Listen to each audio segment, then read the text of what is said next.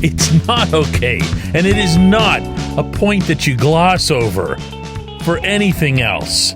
16 strikeouts. That's not all right. Good morning to you. Good Thursday morning. I'm Dejan Kovacevic of DK Pittsburgh Sports. This is Daily Shot of Pirates. It comes your way bright and early every weekday. If you're into football and or hockey, I also offer daily shots of Steelers and Penguins in the same place that you found this. Rangers 1, Pirates 0.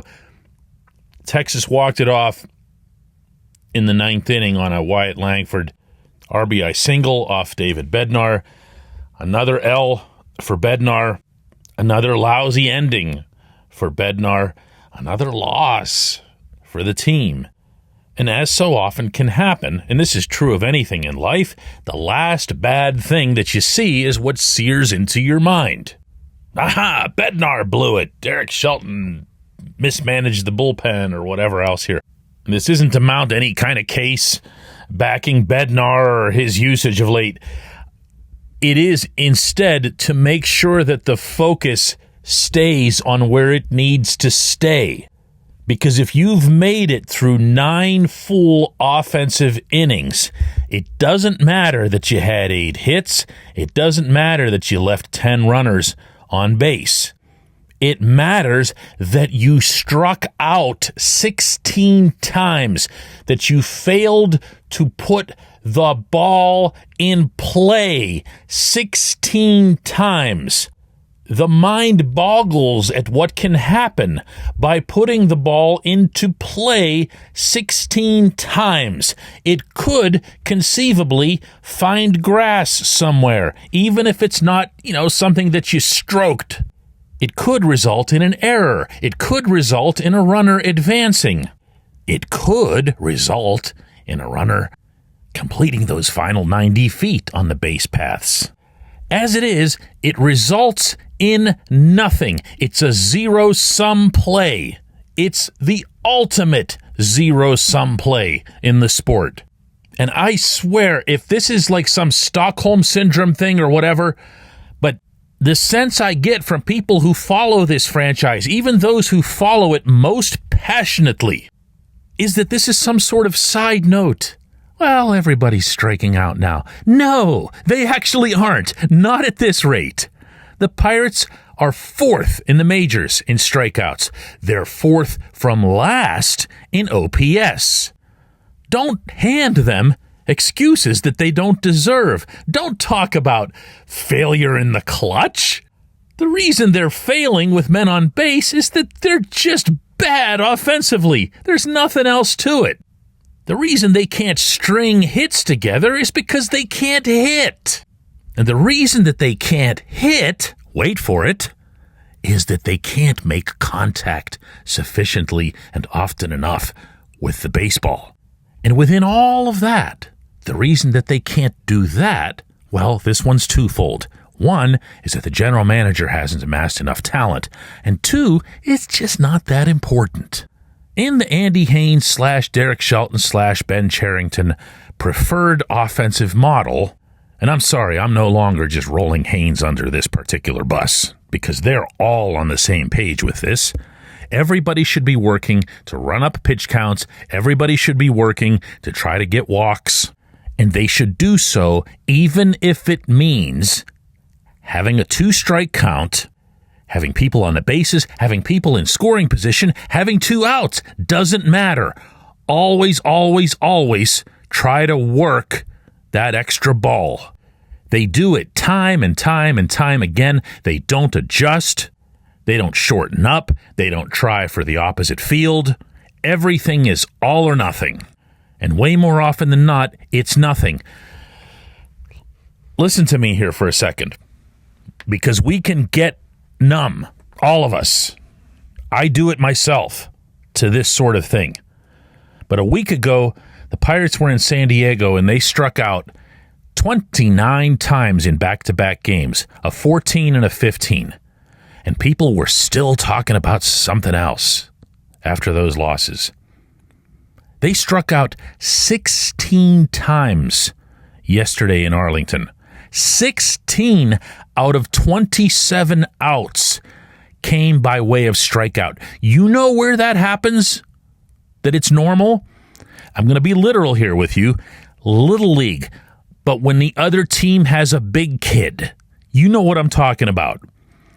When the players, including your own kid, get sent up to get massacred by this, 5.5-foot lefty who's towering over everybody else on the field, and everybody strikes out. Strikeout after strikeout after strikeout. That's where it's normal. It should not be normalized at the highest level of the sport. This is Major League Baseball. The Pirates, at least it says in the paperwork, are a Major League franchise. They would love to talk to you all day long. Shelton would love to talk to you all day long. This is where he ends up switching the conversation about a lack of clutchiness or whatever. That ain't it. It's the strikeouts. They would love, probably somewhere deep inside, to tell you the truth that they don't care that much about strikeouts. But they know that would sound absurd in public, because it is. So instead of doing that, they'll talk about how, we're scuffling right now. That's one of the favorite words. We're scuffling right now. Just not coming up with that big hit when we need it. No. They're striking out because of lack of talent, because of lack of instruction, and because of the dumbest approach we've seen toward hitting a baseball in the 143 years of this franchise. When we come back, J1Q.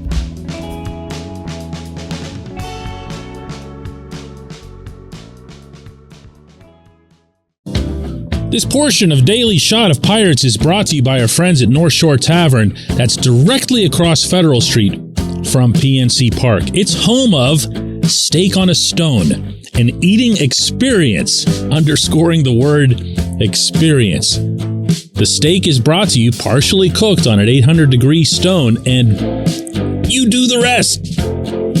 It's a ton of fun, it's a great meal, and it's a baseball atmosphere like no other in Pittsburgh. North Shore Tavern, right across Federal Street from PNC Park. It's Gun Storage Check Week. Help prevent unwanted access to your firearms. No one wants their unsecured gun to be used in an accident, a suicide, or a crime.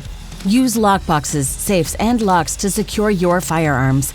Learn more at gunstoragecheck.org. That's gunstoragecheck.org. Brought to you by NSSF, the Firearm Industry Trade Association.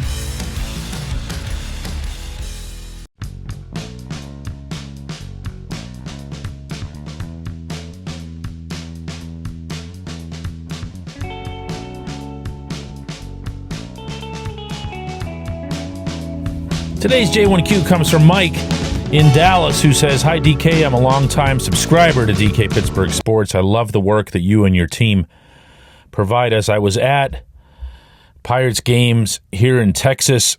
My question, is the Ben Cherington / Derek Shelton era over?" Well, it's not. I have a technical answer for that. Just being real here, it's not. They're still running baseball ops, off the field and on. Keeping it literal, is it in danger of being over? Is there any discussion that it could be over? Not that I've heard. Not yet. I do know that there are more than a few people on the inside who want it to be over, but it isn't. And there's no indication, meaning a firm indication, that I've gotten from anybody that it will be. But the real question here is, should it be? And the way I've decided to tackle that issue now, and really I would imagine through the end of the season, is by instead asking the reverse, which is how I always prefer to do it anyway. Meaning this, I don't consider the burden of proof to be why you should be fired. I consider the burden of proof to be why you should be employed. Are these two men, this general manager and this field manager, the best ones to run the Pittsburgh Pirates in 2025 and beyond? If so, state your reasoning. Make it plain. Cite examples. Maybe even get a little bit, fired up about it, because you should be. You should be inspired by people who are running whatever it is that you want them to run. And I'd argue that that goes doubly for sports. So if I'm sitting here right now having this conversation, even if it's just over coffee with Bob Nutting, Travis Williams, what I put to them is, are these your guys? Not because they're already here, not because it's, a pain to replace them, not because you'd feel bad, because this wasn't really 5 years, because of the COVID year or whatever. Give me positives. Give me the reason that you believe they're the right ones. Give me statistics. Give me the standings. Give me examples of individual improvement, meaning a player came from somewhere else and got better in Pittsburgh. Give me Joey Bart. Give me Bailey Falter. But don't just give me two of them over a 5-year span. Give me examples, by the way, of players who the Pirates said, you know what, we're not really getting much out of this guy. We're just going to let him go.